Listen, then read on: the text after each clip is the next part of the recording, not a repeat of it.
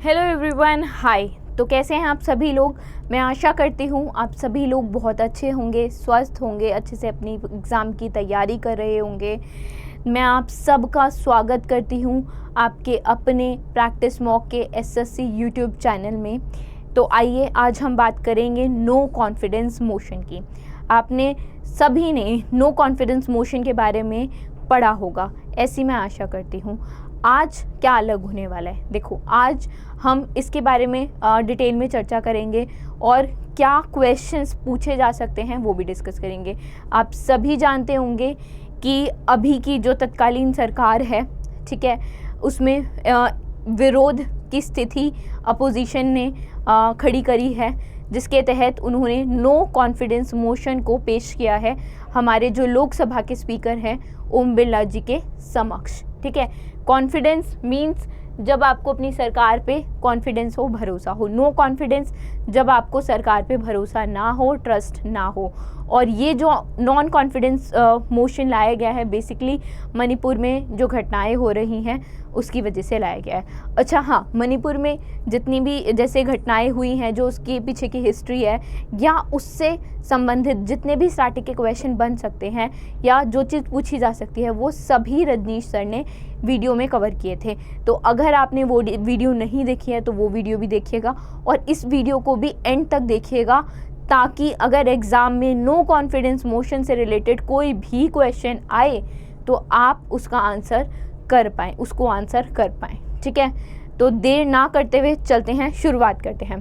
देखो पहली बात क्या कहता है कि ये किसी भी कॉन्स्टिट्यूशन में मेंशन नहीं है। ठीक है, और दूसरी बात और सबसे इम्पॉर्टेंट कि नो कॉन्फिडेंस मोशन सिर्फ लोकसभा में लाया जा सकता है। ठीक है, अगर कभी क्वेश्चन पूछा जाता है कि किस सभा में, ठीक है, या कहाँ पे लो कॉन्फिडेंस मोशन लाया जाता है, लोकसभा, राज्यसभा, दोनों या इनमें से कोई नहीं, तो आंसर होगा लोकसभा में। सिर्फ लोकसभा में लाया जा सकता है, राज्यसभा में नहीं लाया जा सकता। ठीक है, ये कॉन्स्टिट्यूशन में इसके बारे में कुछ स्पेसिफिकली मेंशन नहीं है, बट हाँ लोकसभा की एक रूल बुक है, एक प्रोसीजर बुक है इन दैट वे। ठीक है, उनके रूल्स सेट हैं। तो रूल 198 के तहत नो कॉन्फिडेंस मोशन डिस्क्राइब किया हुआ है रूल 198 में ऑफ लोकसभा, राइट। अब ऐसा नहीं है कि आपको लगता है मान लो कोई भी एक अपोजिशन का बंदा है, अपोजिशन पार्टी का है, उसको लगता है कि नहीं सरकार सही नहीं कर रही किसी काम को, तो ऐसा नहीं है कि वो एक बंदा ही नो कॉन्फिडेंस मोशन ला सकता है। उसके लिए कम से कम 50 लोगों की, 50 मेंबर की सहमति चाहिए होगी। ठीक है, 50 जो मिनिमम मेंबर्स हैं लोकसभा के, दे आर रिक्वायर्ड, ताकि नो कॉन्फिडेंस मोशन वो ला सके। ठीक है, एक बंदा नहीं कर सकता। तो ये क्वेश्चन फॉर्म में पूछ सकता है कि कितने लोगों की या कितने मेंबर्स की रिक्वायरमेंट होती है। ठीक है, कितने मेंबर्स को रिटर्न में कंफर्म करना होता है, 50 मेंबर्स को कंफर्म करना होता है। ठीक, आगे बात करते हैं। देखो जैसे मैंने अभी बताया कि जो हमारे स्पीकर हैं ओम बिरला जी, उन्होंने एडमिट कर लिया नो कॉन्फिडेंस मोशन जो अभी मणिपुर में बेसिकली घटनाएं हो रही हैं उसके बेसिस पे इन्होंने सरकार पे अपना ट्रस्ट नहीं जताया। They said we don't have a confidence in the present government. ठीक है, ये बात हुई। इसके बाद जो ये मीटिंग है, बेसिकली इंडिया नाम आ रहा है, ये एक तरह की अलायंस है, 26 पार्टियां हैं, जिसका फुल फॉर्म है Indian national development inclusive alliance. ठीक है, ये फॉर्म की है 26 पार्टी ने, और उसके बाद 50 मेंबर्स ने साइन करके, बेसिकली मिनिमम 50 होते हैं, कुछ मेंबर्स ने साइन करके बेसिकली नॉन कॉन्फिडेंस मोशन को लाने के लिए आवेदन किया है। ठीक, तो पार्लियामेंट्री डेमोक्रेसी में जैसे भी मैंने बताया कॉन्स्टिट्यूशन में इसके बारे में कुछ स्पेसिफिकली मेंशन नहीं है, बट हाँ आपसे 75(3) आर्टिकल 75(3) पूछा जा सकता है। क्यों? वो इसलिए क्योंकि यहाँ पे बात हो रही है लोकसभा की, और जो काउंसिल ऑफ मिनिस्टर्स होते हैं ना, वो लोकसभा के प्रति रिस्पॉन्सिबल होते हैं। ठीक है, तो इस वजह से हम कह सकते हैं आर्टिकल 75(3) इम्पॉर्टेंट हो सकता है आपके एग्ज़ाम पर्सपेक्टिव से। ठीक, यहाँ तक बात हुई। उसके बाद इट सेज 50 मेंबर्स, जो मैंने अभी आपको बताया कि किसी भी पॉइंट पे मिनिमम 50 मेंबर्स तो उनके रिटर्न में साइन होने चाहिए, राइट। उसके बाद हमने बात की है कि जब भी ये मोशन एक्सेप्ट होगा, बेसिकली जब भी नॉन कॉन्फिडेंस मोशन एक्सेप्ट करेंगे हमारे लोकसभा के स्पीकर, तब वो एक डेट अनाउंस करेंगे। 10 दिन के अंदर में वोटिंग और रिज़ल्ट डिक्लेयर हो जाएगा। ठीक है, तो ये सब चीज़ें वो देखेंगे, वो अनाउंस करेंगे। ठीक है, अगर ज़्यादा मत मिलते हैं, जैसा कि अभी की जो सरकार है, ठीक है, लोकसभा में भी कितनी सीटें हैं अभी 545 हैं। अगर इससे आधी मान लो 272 और एक ऐड कर दो 3, अगर 273 अगेंस्ट वोट पड़ गए तब सरकार गिरेगी, अन्यथा नहीं गिरेगी, जिसके भी चांसेस बहुत कम हैं, क्योंकि काफ़ी जो सीट्स हैं वो हमारी भाजपा पार्टी की है। ठीक है, तो देखते हैं आगे जो हमने अभी रूल डिस्कस किया था 198।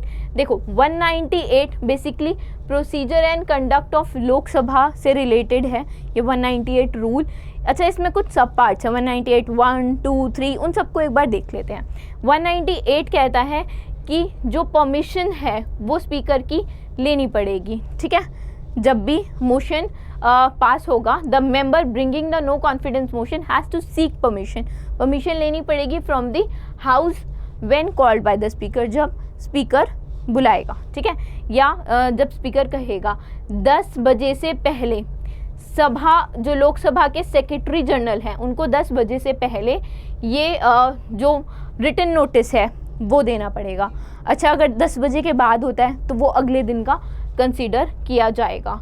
ठीक है, अगर ये 10 बजे के बाद होता है तो अगले दिन कंसीडर किया जाएगा। अब यहाँ पे लिखा हुआ है कि motion has to be given to Lok Sabha secretary general. यहाँ से भी क्वेश्चन बन सकता है कि किसे दिया जाता है, लोकसभा के सेक्रेटरी जनरल को।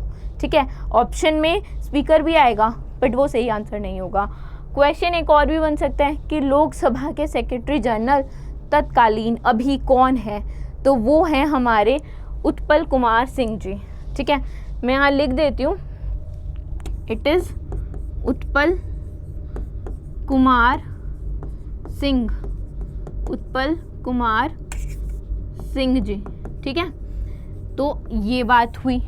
ठीक, इसके आगे चलते हैं। अब आगे बात करते हैं जो रूल 198(2) कहता है कि 50 मेंबर होंगे। ये हमने डिस्कस कर लिया था।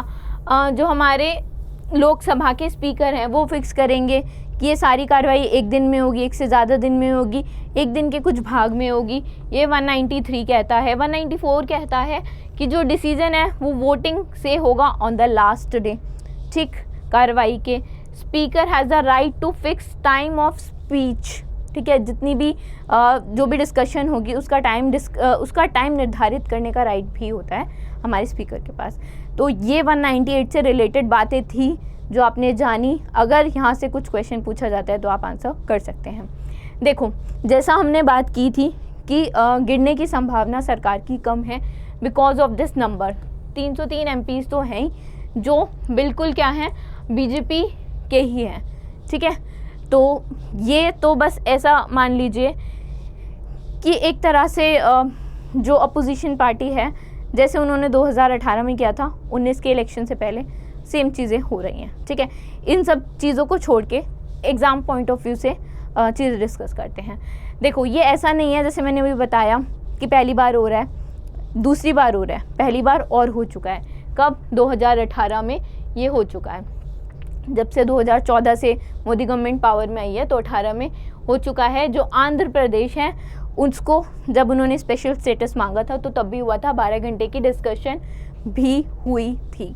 ठीक है, मल्लिकार्जुन खड़गे जी हैं, उन्होंने इस मोशन के लिए रिटर्न में नोटिस दिया है अभी फ़िलहाल।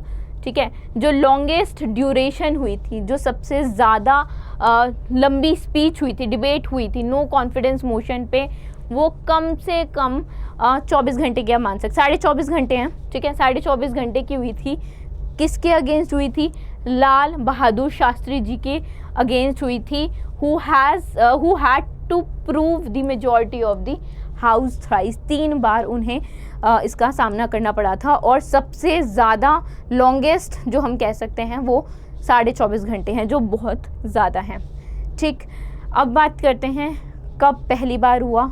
ठीक है, किसने सबसे ज़्यादा फेस किया, इन सब बातों पे चर्चा करते हैं।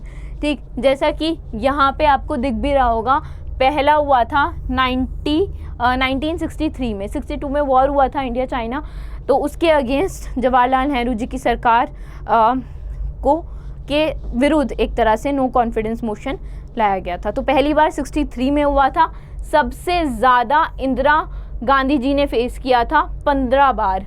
ठीक है, सबसे ज़्यादा 15 बार इंदिरा गांधी जी ने फेस किया था। ठीक, ये बेसिकली 27 हो चुके हैं, 26 नहीं है।